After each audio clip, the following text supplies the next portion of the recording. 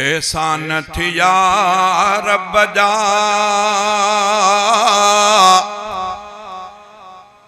रमज़ान मिठो आयो।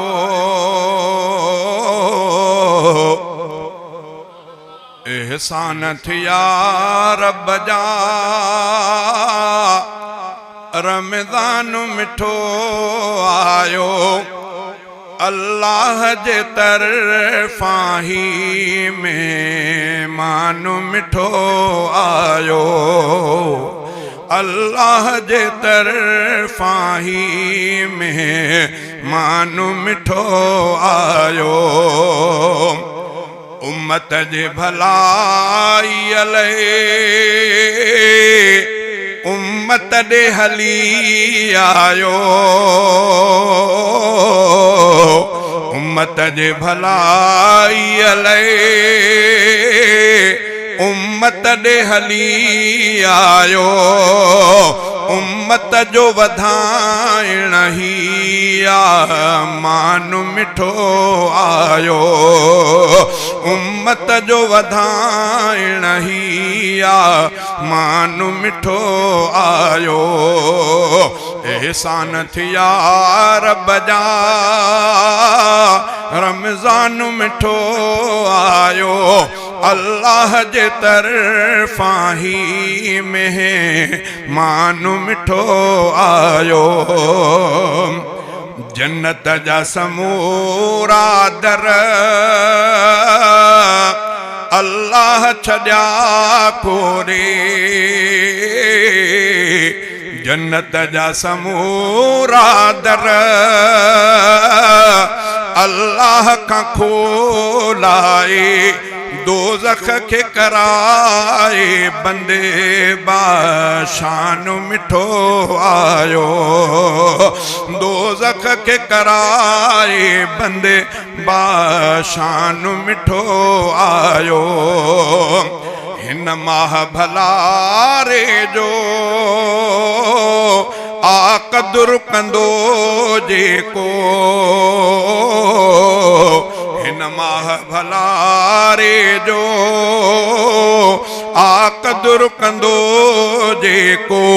जन्नत जो खणी उन लए फरमान मिठो आयो।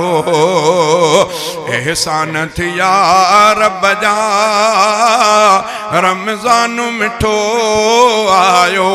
अल्लाह जे तरफ़ा ही मेहमान मिठो आयो। ईमान अग्यां मौसम मान न रखे थी का। ईमान अग्यां मौसम मान न रखे थी का। दर असल ॾिसण सब जो ईमान मिठो आयो। एहसान थिया रब जा रमज़ान मिठो आयो। अल्लाह जे तरफ़ा ही मेहमान मिठो आयो। इखलास ताए पर वेतर तो घणो घणो घुर्जे। इखलास ताए पर वेतर तो घणो घुर्जे। नियत दे छिकाइण ही ध्यान मिठो आयो। नियत दे छिकाइण ही ध्यान मिठो आयो। अल्लाह अगर चायो बीमार बि खुश थींदा।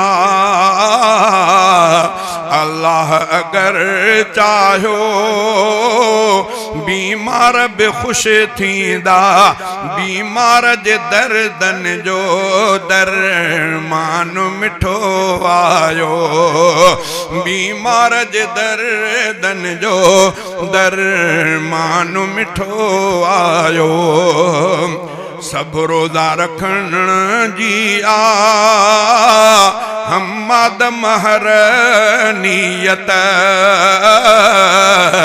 सब रोज़ा रखण जी आ हम्मद महर नियत मोमिन दे महीनो ही गुफ़रान मिठो आयो एहसान थिया रब जा रमज़ान मिठो आयो अल्लाह जे तरफा ही मेहमान मिठो आयो।